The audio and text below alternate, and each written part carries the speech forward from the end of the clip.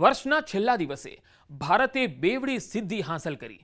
સંરક્ષણ સંશોધન અને વિકાસ સંગઠન DRDOએ સ્વદેશી રીતે વિકસિત પ્રલય મિસાઇલનું સફળતાપૂર્વક પરીક્ષણ કરીને પોતાની શક્તિ દર્શાવી દીધી હતી. આ કોઈ સામાન્ય પરીક્ષણ નહોતું. તે એક એવું પ્રક્ષેપણ હતું જેણે દુશ્મન છાવણીમાં ફફડાટ ફેલાવ્યો હતો. ભારતે ઓડિશાના દરિયાકાંઠે ડોક્ટર APJ અબ્દુલ કલામ ટાપુ પરથી સવારે લગભગ 10:30 વાગ્યે આ સિદ્ધિ હાંસલ કરી. DRDOએ ખૂબ જ ટૂંકા ગાળામાં એક જ પ્રક્ષેપણથી એક પછી એક 2 પ્રલય મિસાઇલો છોડી. બંને મિસાઇલોએ તેમના હેતુ મુજબના માર્ગો અનુસર્યા અને 100% ચોકસાઈ સાથે તમામ મિશન ઉદ્દેશો પૂર્ણ કર્યા. સંરક્ષણ નિષ્ણાતોની ભાષામાં સાલ્વો લોન્ચ એટલે કે એક સાથે અથવા તો ખૂબ જ ટૂંકા અંતરાલમાં અનેક શસ્ત્રો દ્વારા એક સાથે હુમલો. આ પરીક્ષણમાં DRDOએ એક જ મોબાઈલ લોન્ચરથી 2 મિસાઇલો એક પછી એક છોડી.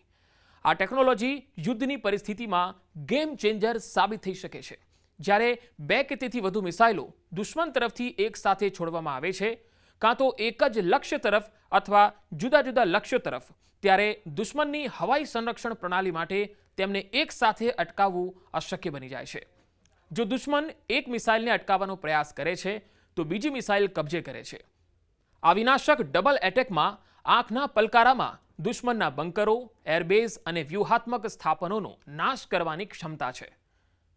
પ્રલય મિસાઇલ ભારતની આત્મનિર્ભરતાનું એક ઉત્તમ ઉદાહરણ છે.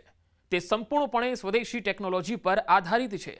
તેની મુખ્ય વિશેષતાઓ તેની વિશ્વની શ્રેષ્ઠ મિસાઇલોમાં સ્થાન આપે છે. પ્રલય એક અર્ધ બેલેસ્ટિક મિસાઇલ છે. જો સરળ શબ્દોમાં કહીએ તો પરંપરાગત બેલેસ્ટિક મિસાઇલો એક નિશ્ચિત માર્ગને અનુસરે છે, જેનાથી દુશ્મન રડાર માટે આગાહી કરવી સરળ બને છે. જો કે પ્રલય જેવી અર્ધ બેલેસ્ટિક મિસાઇલ ઉડાન દરમિયાન તેના માર્ગને બદલવામાં સક્ષમ છે. તે છેલ્લી ક્ષણે દુશ્મનને ટાળીને તેને બરબાદ કરી શકે છે. તેને મધ્ય હવામાં અટકાવવામાં અથવા તો ગોળીબાર કરવો અત્યંત મુશ્કેલ છે. આ મિસાઇલ સોલિડ પ્રોપેલન્ટનો ઉપયોગ કરે છે. પ્રવાહી ઈંધણવાળી મિસાઇલોને યુદ્ધના મેદાનમાં રિફ્યુઅલ કરવામાં સમય લાગે છે, પરંતુ સોલિડ ઈંધણવાળી મિસાઇલો ફાયર કરવા માટે તૈયાર સ્થિતિમાં હોય છે. તેમને ખૂબ ઓછા સમયમાં લોન્ચ કરી શકાય છે, જે આક્રમક કામગીરી માટે મહત્વપૂર્ણ છે. પ્રલય મિસાઇલ અત્યાધુનિક નેવિગેશન અને માર્ગદર્શન પ્રણાલીથી સજ્જ છે. તેના સંકલિત સેન્સર અને કોમ્પ્યુટર્સ તેને ચોક્કસ ચોકસાઈ સાથે પ્રાપ્ત કરવામાં મદદ કરે છે. ઓડિશા કિનારે પરીક્ષણ દરમિયાન ઇમ્પેક્ટ પોઈન્ટ નજીક તૈનાત ટ્રેકિંગ સેન્સર અને જહાજોએ પુષ્ટિ કરી કે મિસાઇલોએ ચોક્કસ ચોકસાઈ સાથે તેમના લક્ષ્યોને ફટકાર્યા છે. આ મિસાઇલ જરૂરિયાતોને આધારે વિવિધ પ્રકારના વોરહેડ્સ લઈ જઈ શકે છે. દુશ્મનનું સ્થાન કોન્ક્રીટ બંકર હોય કે ખુલ્લા મેદાનમાં તૈનાત સેના હોય, પ્રલય કોઈ પણ પ્રકારના લક્ષ્યને નષ્ટ કરી શકે છે. આ પરીક્ષણ યુઝર ઇવેલ્યુએશન ટ્રાયલ્સનો ભાગ હતો. આનો અર્થ એ થયો કે મિસાઇલનો વિકાસ પૂર્ણ થઈ ગયો છે અને લશ્કર હવે તેને ઔપચારિક રીતે કાફલામાં સામેલ કરે તે પહેલા તેનું પરીક્ષણ કરી રહ્યું છે. ભારતીય વાયુસેના અને ભારતીય સેનાના પ્રતિનિધિઓએ આ ઐતિહાસિક પરીક્ષણ જોયું. DRDOના અધ્યક્ષ ડોક્ટર સમીર V. કામતે જણાવ્યું હતું કે આ સફળતા દર્શાવે છે કે સિસ્ટમ હવે વપરાશકર્તામાં સામેલ થવા માટે સંપૂર્ણ તૈયાર છે.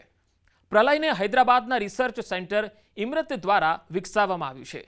DRDL, ASL, ARDE, HEMRL વગેરે જેવી ઘણી અન્ય DRDO પ્રયોગશાળાઓએ પણ નોંધપાત્ર યોગદાન આપ્યું છે. તેનું ઉત્પાદન અને સિસ્ટમ એકીકરણ ભારત ડાયનેમિક્સ લિમિટેડ અને ભારત ઇલેક્ટ્રોનિક્સ લિમિટેડને સોંપવામાં આવ્યું છે. આ જાહેર અને ખાનગી ઉદ્યોગ વચ્ચેના સહયોગનું એક ઉત્તમ ઉદાહરણ છે.